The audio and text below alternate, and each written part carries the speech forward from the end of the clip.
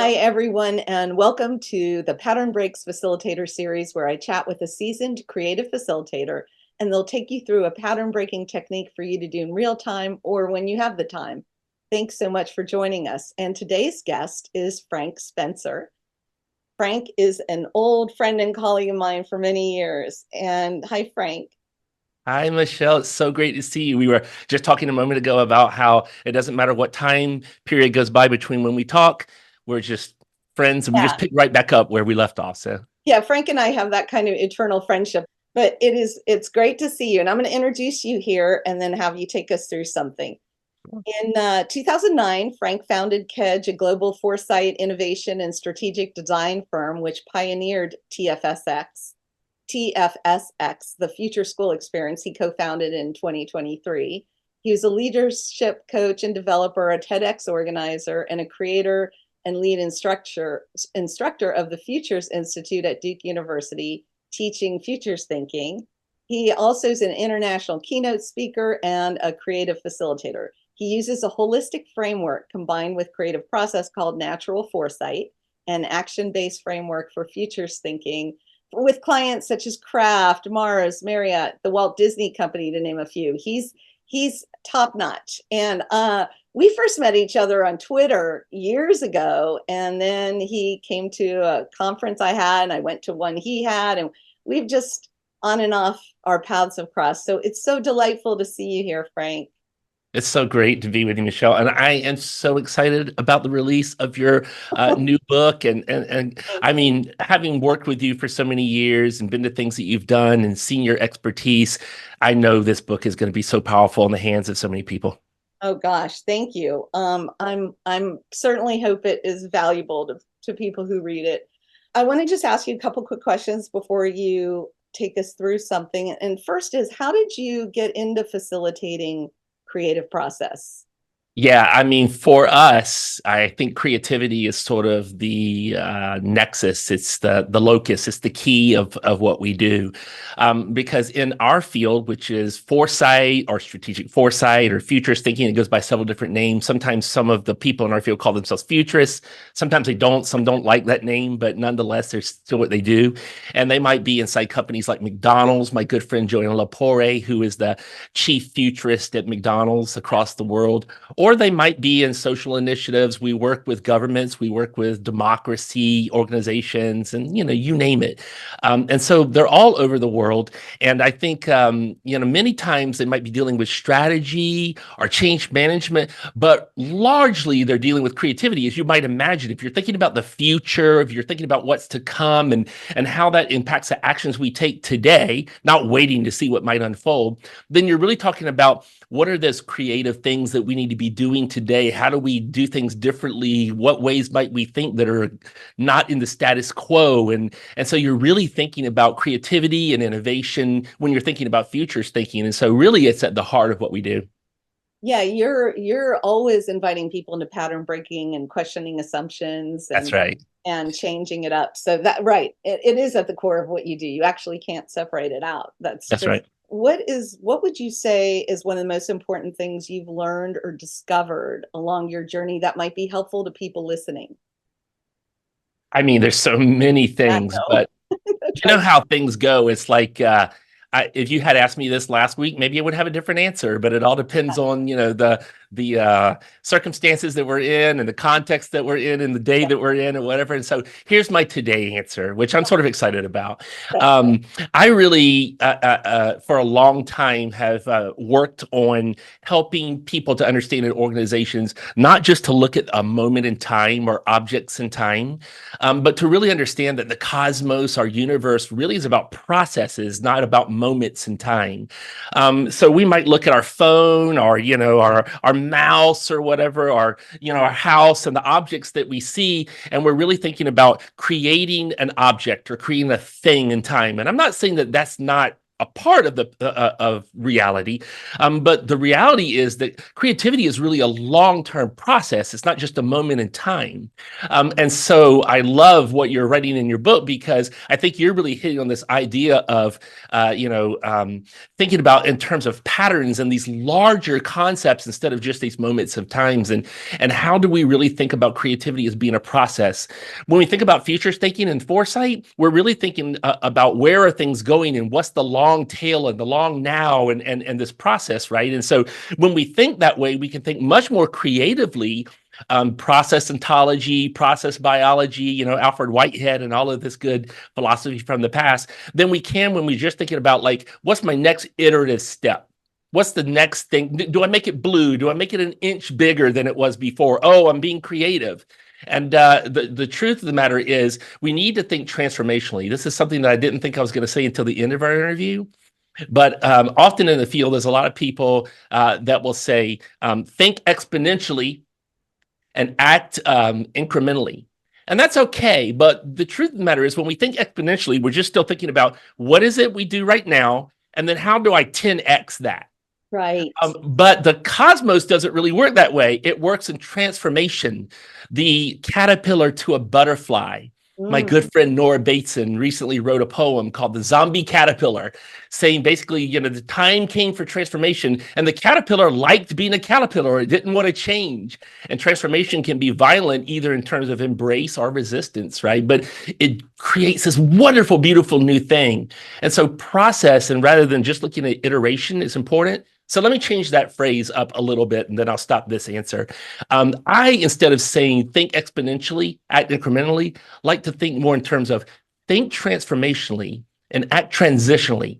And when we're creating, if we can think about what does transformation look like for us, what does higher order purpose look like? And then how do we come back to where we are today and think about transitioning towards that transformation rather than just exponentializing what we already have? And I think that really opens up a space for creativity that we don't usually think about. That, I love your answer. And I love that. And it fits so much into my own concepts about emergent and kind of thinking emergently, where Exactly. the whole is greater than the sum of the parts. And by its nature, it can't, what I hear you say is, it can't be predicted. You can think transformationally, start moving toward that.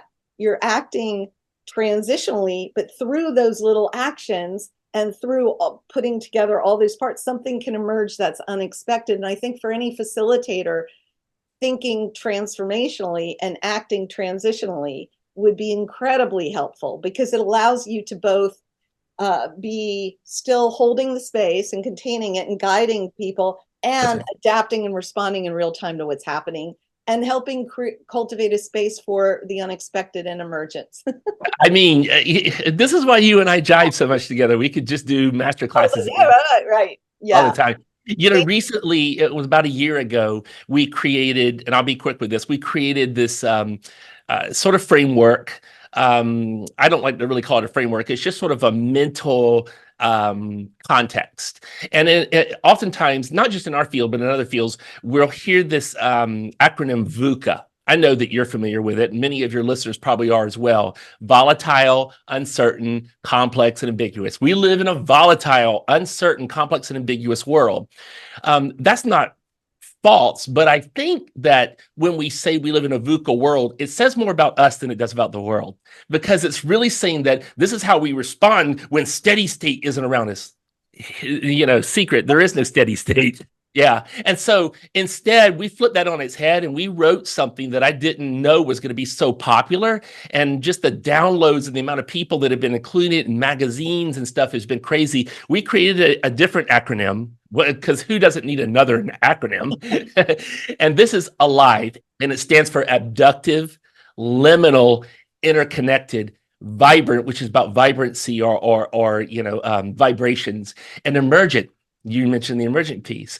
And so I think that this says there's a different way we have to see the world to react to it, to be creative in a different way. Because if we approach the world like, I love the steady state, but now it's all VUCA, so I have to think VUCA, that's about our fearful response to a world that really always was more complex, always was interconnected, always was ecological. So when we change our mindset to be more abductive, more liminal as a space of change that we can embrace, it's a good place to be, interconnected, vibrant, that there's, the consciousness being a fundamental element of the universe, and emergence, that place of emergent, there's more possibilities there than there is if we're non-emergent, then it causes us to approach creativity in a more beautiful and open way than ever before. I just love everything about what you're saying. And especially the idea of we're acting like nature, nature is the ultimate guide in creativity, and it's always ebbing, flowing, going in cycles, transformation, transitioning. It's doing all kinds of things.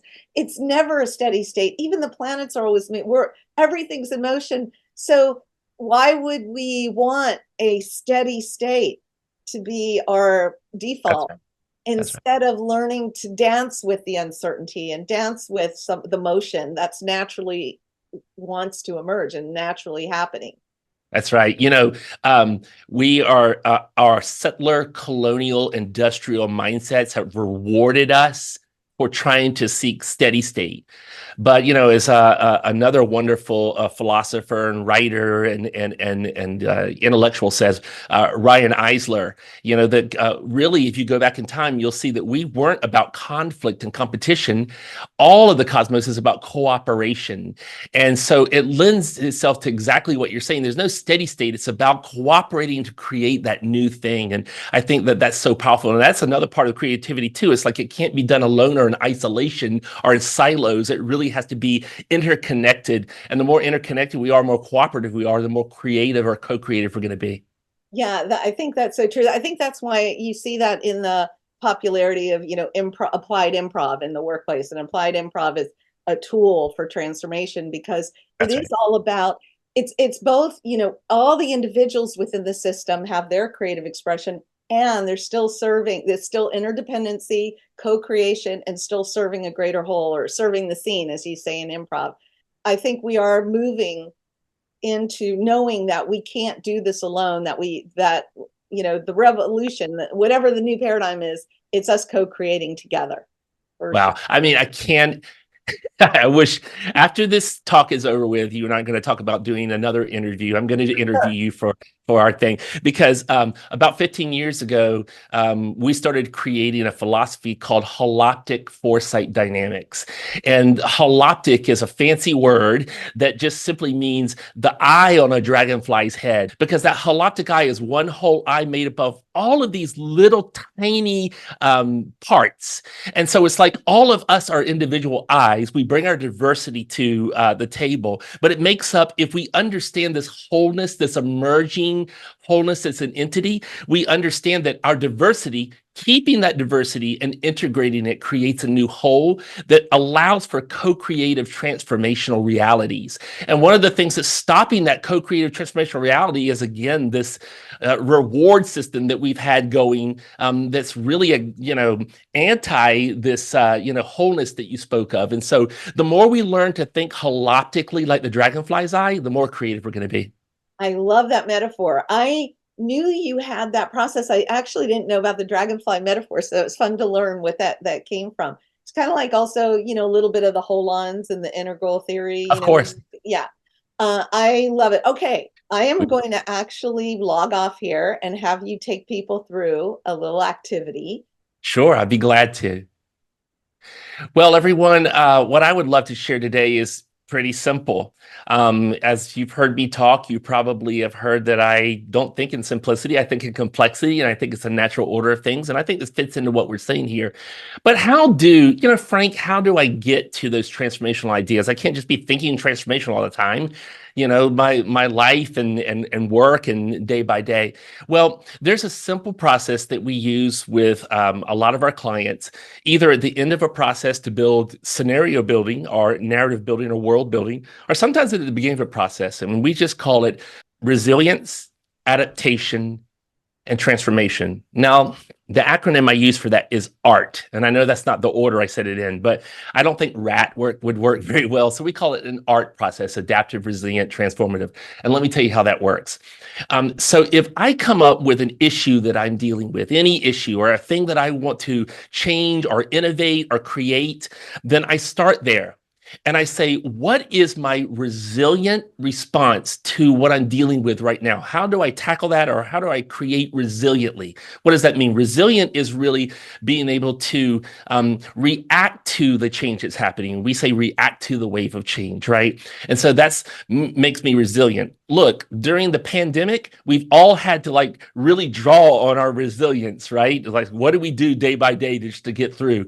And so we've all had to draw on that resilient response. What is my resilient response to what I'm dealing with right now and the change I want to bring about? But then we need to think also next about our adaptive response. And so then we'll have people write out a short, brief explanation or solution or a narrative that's more adaptive to that issue that I'm dealing with. So now we're not just thinking resiliently, we're thinking adaptively. So in other words, riding the wave of change, not just reacting to the wave of change or sort of standing against that wave, but riding that wave on our surfboard, so to speak. And so what would it mean for me to adapt to the situation I'm in right now? Much like, the caterpillar adapts to its environment, or an animal would adapt to its environment. How do I become more adaptive? We hear about complex adaptive systems. How do we adapt to the complexity that we're dealing with? And that can give us answers to what we want to create or how we think more creatively. And last but not least, I want to think transformationally. And this means creating the wave of change. I want to create the wave, not just ride the wave. And so now, whatever the issue is that I'm dealing with, or whatever it is I'm trying to innovate around or create around, I want to think transformationally. All obstacles are removed. I could do whatever I want to do. Just put it aside for a moment. I know that can be hard sometimes, but when we think transformationally, we have to free ourselves from those boundaries. Now, here's the real trick to this, because you may think, oh, well, yeah, I thought resiliently, adaptively, transformatively, so what? Well, here's the important part. Once I get to my transformative answer, now it's time for me to go back to my resilient and adaptive answers. And I want to think. When I answered resiliently and I answered adaptively, will those two answers be a pathway that leads me to the transformative answer? Or do I now need to rethink what my resilient and adaptive answers are? Because if my resilient answers and my adaptive answers only leave me in the resilient and adaptive state, and they're not leading me towards my transformative answer, then I need to rethink my resilient and adaptive responses. So we often write scenarios or narratives this way as well. And this allows us to think transformationally and act transitionally rather than having siloed or separate responses to situations. And that means that we're always aiming for the North Star, really being able to guide ourselves towards that transformational lifestyle. And that means that when we do have to, and we all do have to think resiliently and adaptively, it will be leading us towards those transformational outcomes. And we will be thinking in terms of higher order purpose rather than incremental creativity and innovation. It sounds simple, but it's been so powerful, and so many people have benefited from this. And it's a tool that we use with other tools to lead us into that creative and transformational response. And that's it. That's all there is to it. But I hope that you can benefit from that. And if you want to know more about it, you can certainly get in touch with me and we can talk all about the ART response. What I loved about every part of it, first of all, is it's taking people from just reactive or deer in the headlight or a fight, flight, or freeze into empowerment. The real key is the reflexive loop in all of this. And so oftentimes when we're doing this exercise with somebody else, if you're facilitating this exercise, we don't tell people that that's the end game. We just say, oh, first come up with a resilient response, then an adaptive, then a transformative. And then when they're done, they're like, I guess that's it. And we're like, no, you haven't even gotten to the good part yet. We want you to rethink. And they're like, oh, and then the light bulb comes on. Like the surprise at the end. That's right. Like the Columbo thing. Oh, like one more thing. Yeah. Ha ha ha. Yeah. There was lots of wisdom packed into that little 5 minutes. I love it, Frank. And I think it's so helpful. And just for people, facilitators who are facilitating groups, or just as individuals in our own lives, asking those questions and then authentically reflecting on them. Oh, So you're welcome. tell people, how is it that they can find you at your website, and then find that article? Yeah. So the article can be found on our website under the articles, and that is tfsx.com. And you can certainly find it's on there relatively recently in the last year, if you're looking for that a live article. But there's tons of other great stuff that we put on there about holoptic and the natural foresight framework and et cetera, et cetera, et cetera. So if you're interested in diving more into futures thinking and foresight, tfsx.com. But I asked Michelle if I could share this as well, and she said, of course. And so I wanted to let everybody know that there's also another website called Oh, my.tfsx.com. It's a nice. different website. It's a learning management system. It's our learning management system. And on there, you can find, we have free resources, but also subscriptions that give you access to recipes of creativity and foresight. I think there's 36 recipes. It's growing all the time. Access to scanning groups and to recordings like this one that I've done with Nora Bateson and Benita Roy and all kinds of people. And I forget all the stuff that's on there. The goodies are galore. So that's our learning management system where people are actually able to go and take part in asynchronous courses on foresight and creativity, et cetera, et cetera. Then, of course, you can find me on LinkedIn. And I'm always active on LinkedIn, and I write on Medium, although those articles are both on Medium and on our website as well. So you can find me in both places. Well, thank you. Oh my gosh. Thank you, Frank. And if you would like more pattern breaking, here's my book, Pattern Breaks, The Facilitator's Guide to Cultivating Creativity, where I share principles, practices, and processes for facilitating creativity and cultivating your own, because it's easier for us to facilitate creativity if we're in touch with our own creativity. Thank you Amazing. so much for joining us. Thank you, Frank, and we'll see everyone next video. Thank you.